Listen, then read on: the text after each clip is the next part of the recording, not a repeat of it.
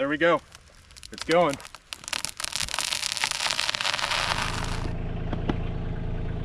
Welcome to Oz Homestead. Today what I'm going to do is chop down a tree. Show you how I do it. Do it at your own risk. Cutting trees can be dangerous. This is how I do it. It's nice and simple, easy method, but yeah, enjoy. So some normal PPE, personal protective equipment that you would want to wear are chainsaw chaps. These are good for if the blade hits the chaps. These will actually stop the blade and save your limb. Another thing is make sure a helmet's nice. Doesn't have to be a helmet, but you could just wear eye protection and ear protection. But a helmet is good because if branches fall off and hit you on the head, it'll do less damage. So this is a nice helmet, pretty cheap on Amazon. My wife got it for me for Christmas, but it's got a nice protective kind of visor that helps from the wood chips and stuff like that, as well as built-in ear protection. It's nice and lightweight. So now that you have your PPE out of the way, you know what you're wearing, you got a good saw that is nice and sharp. You want to make sure you have an axe and a wedge. The cool thing about that is if the tree doesn't immediately go where you want it to go, you can always throw a wedge in there and convince the tree to go the way you want it to. So every tree is typically going to have some kind of natural lean. As you can see, this one's kind of odd because it goes straight up and then it curves up like that. But looking at it, I'm pretty sure that the natural lean is going to be this way. So that's going to kind of come into effect with our cut. When you cut down a tree, if we know we want it to go this way, and that's what we're trying to make it do, is go this way, we want to make sure we're doing all our action here. But if something goes wrong, our escape plan needs to be roughly at a 45-degree angle to the back. So you're going to either go that way or you're going to go this way. You're not going to go straight back just in case it does something called barber chair, which is when it kind of splits out the back and things could go south. So this is a pretty, this tree's alive. I don't think there's going to be any rot in the middle. So that's kind of what you want to do in your initial assessment, is look where the lean is, see if there's any rot, potentially if the tree is dead. And those are just some things to consider. But have your equipment here, have your axe, have your wedge, and keep that kind of nice and tight to the tree so you don't trip over it. And we got a nice sharp chainsaw. Another thing is if you have any friends with you, like dogs, you want to just make sure you kind of contain them when you're about to drop this tree. Come on, get in, go. All right, blibe. Sorry, girl, I'll get you in a little bit. All right, we have our PPE on, we have our equipment, we've assessed our tree, and we put our friends away that we have with us, so that way they can't get hurt. So we want this tree to go this way. So first thing I'm gonna do is something called a face cut, which I'm gonna take the blade about 50% into the tree, and then I'm going to cut out kind of a wedge. So that way there's some area here that's removed, so the tree already has its weight towards the direction we want it to go. So when we do our back cut, it's got all this area here that's dead space that it's going to fall into and kind of guide it in the direction we want it to go. So let's do our face cut real quick.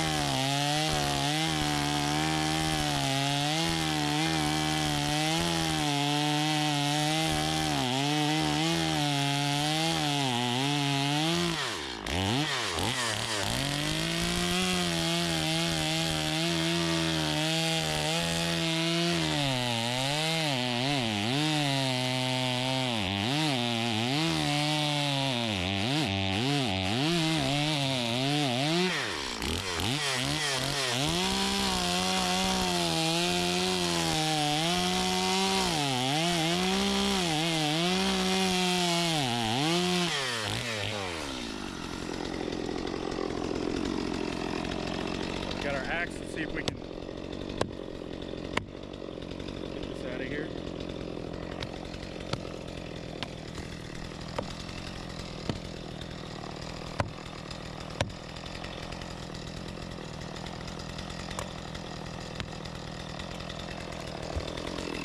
Alright. So hopefully you can see this, but I kind of botched the face cut a little bit. So we're just gonna have to clean it up.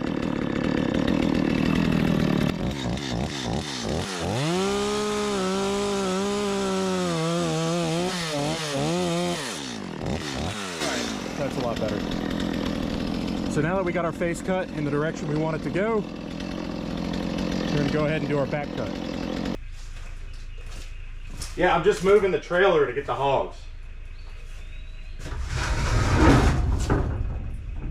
What are you doing in here? Get out of here. What? They didn't subscribe yet?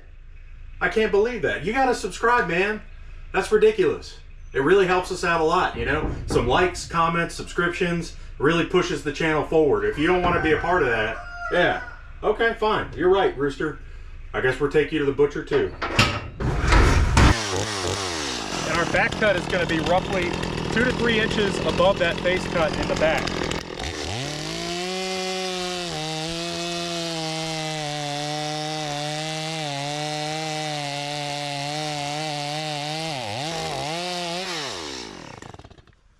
All right, so we got a good back cut, and this is why you kind of want that wedge, because we've made our back cut, but the tree hasn't gone yet.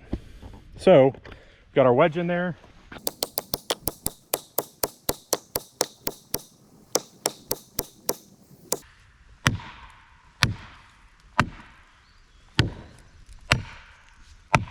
All right, there we go. It's going.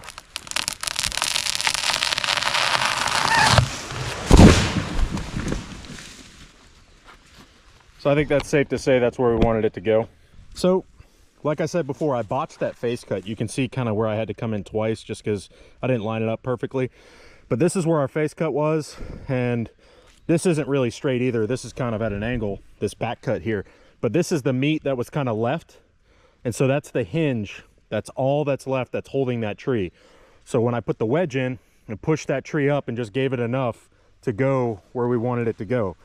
But when we assess our tree and we do the face cut the direction we want it to fall, knowing with the assessment where it's already leaning, you know, you do that face cut and then you add a little wedge to it and you can get that tree to go exactly where you want it to. I missed my nice beautiful flagpole there, and we're just right across the driveway, and so now we can buck this thing up and grab the tractor and move all this stuff out of the way. Tree down. Now we got a stump.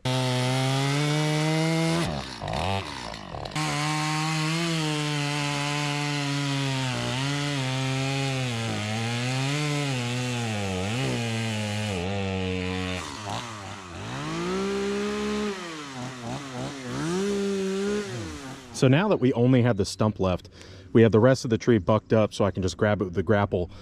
But we want to cut this stump as low to the ground as possible so when I come back with the stump grinder, I don't have as much to actually grind up. Well, I dropped that tree and now the FedEx guy's here.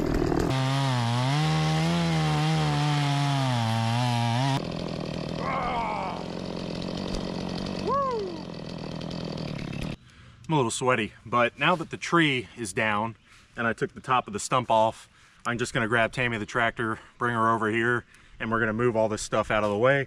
And then at some point down the road, I'll get the rest of the stump with the stump grinder.